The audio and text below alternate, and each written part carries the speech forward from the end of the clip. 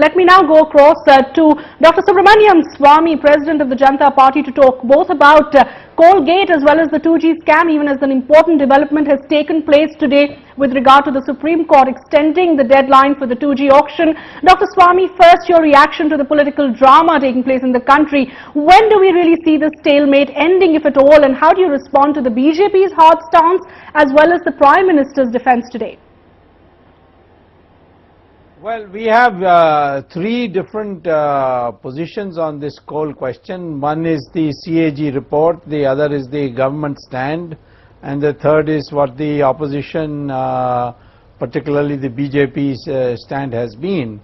The question is that it is now, I mean, there is no dispute that the coal blocks were not auctioned and could have been auctioned. They were given to parties not on merit or any background, but essentially on personal contacts and so on. And there is sufficient background information. It's kind of it's information, it's not evidence that money changed hands. There were big bribes paid, and had it been auctioned, there's no doubt that the revenue would have been 8 to 10 times more, just like in the Spectrum matter. So now question is, the Prime Minister says, I have nothing to hide. Maybe he has nothing to hide. The fact is, somebody has to explain why you didn't auction. And it's no use saying that the BJP state governments also didn't want auction. You are the maker of the policy, the state government was not the maker of the policy, and you chose not to auction it when there was a clear recommendation earlier and there was a decision.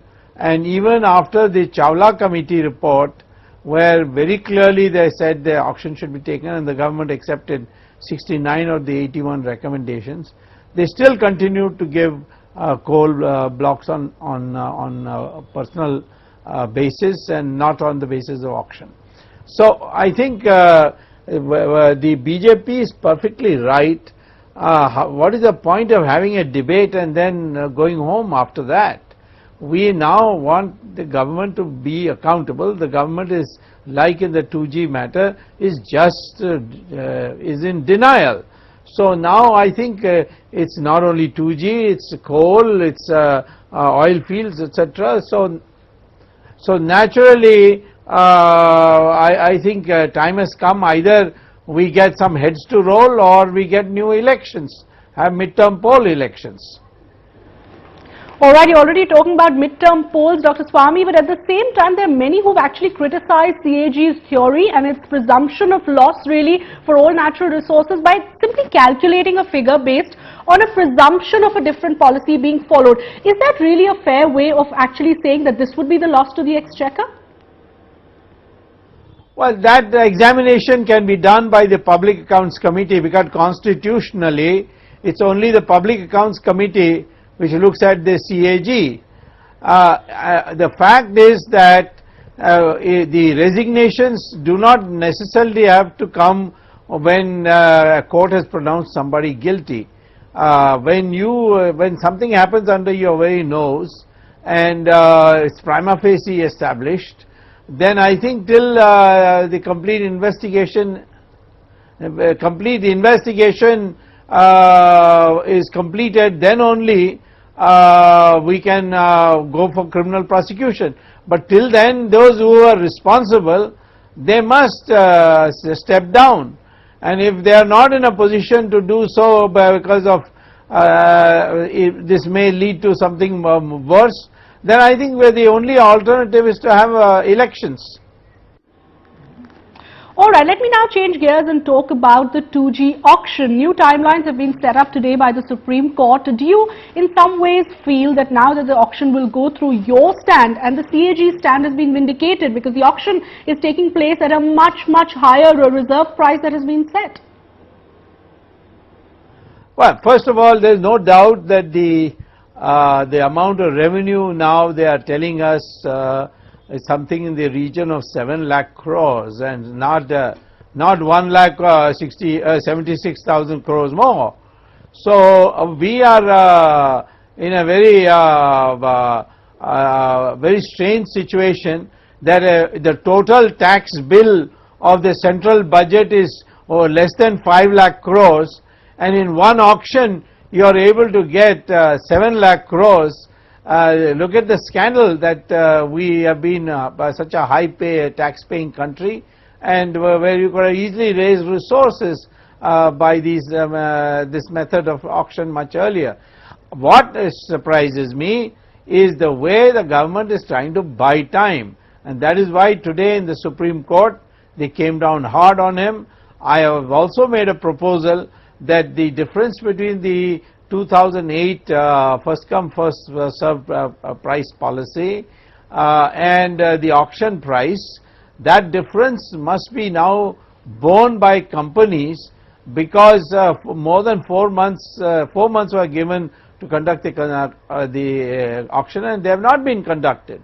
So somewhere somebody has to pay, and the government itself has now been threatened by the Supreme Court with the contempt of court proceedings if they don't now meet the new deadlines which has been set for finally everything to be over by 11th January of next year. That's right, but Dr. Swamy, at least for now, the good news for the telecom sector is that clarity has emerged. We have fresh timelines, and these are after all path-breaking changes for India's telecom sector, all of it happening in the post-2G scam era. Well, certainly I think there's much greater transparency. There is word is getting around that India is not now just a corrupt country where there's no accountability. We still got a long way before we become a clean country, but the fact is that people are being taken to task. Some people are going to jail. I think plus the price that the market can bear being paid means that nobody can corner the spectrum anymore. People will only buy what they want. Earlier on we had this ghastly sight of spectrum hoarding. Now we will not have any such thing. So I think all in all we are heading for a very healthy telecom policy. A healthy telecom policy, but there's something that the operators don't seem to agree with, and especially on the limited issue of telecom tariffs, where they've always said the tariffs will rise post the auction. What's your response to some of those claims being made by the industry? Well, they need not come if they have to pay beyond their means or beyond their profit levels. I'll tell you that if any telecom operator leaves today, he will be regretting it for all his life, because India is a growing country, it's a huge population, and telecom industry is going to go by leaps and bounds, especially after the convergence of many technologies come about, which Indians are working very hard at the research level. I think all this talk is just a kind of a brinkmanship. We should not be worried about that. Okay, Dr. Swamy, many parallels are really being drawn between the 2G scam and Colgate that's clearly rocked Parliament right now. My question to you is, do you see Colgate becoming bigger than 2G? Yes, in terms of the money involved is much bigger, and in fact it's a thing where hardly any technology is brought in. So any fly-by-night operator can also come in and get in, provided he pays a bribe. So in a sense, the ramification of it is much more than in the case of 2G. Last question, Dr. Swamy, on the broader trend, whether it is 2G or Colgate, the larger policy movements or changes that we are seeing taking place in the country, at least one thing is sure to happen: the manner in which natural resources are allocated is going to change forever. I think so. I think we already have a comprehensive report written by the Ashok Chawla committee, and which 69 recommendations have already been accepted out of 81. So I think with the fact that anybody can approach the Supreme Court now, which I began with the 2G matter, now it has become something anyone else can do. And the fact that the Chawla committee has very clearly said that all the basic natural resources should be auctioned as a policy. I think we are all well set to mop in a lot of revenue and create transparency in the system. All right, more transparency and more revenue for the government seems to be the way forward, even as there is a political crisis going on right now over the CAG report on coal allocation. Many thanks, Dr. Subramanian Swamy, for joining us on We Mean Business.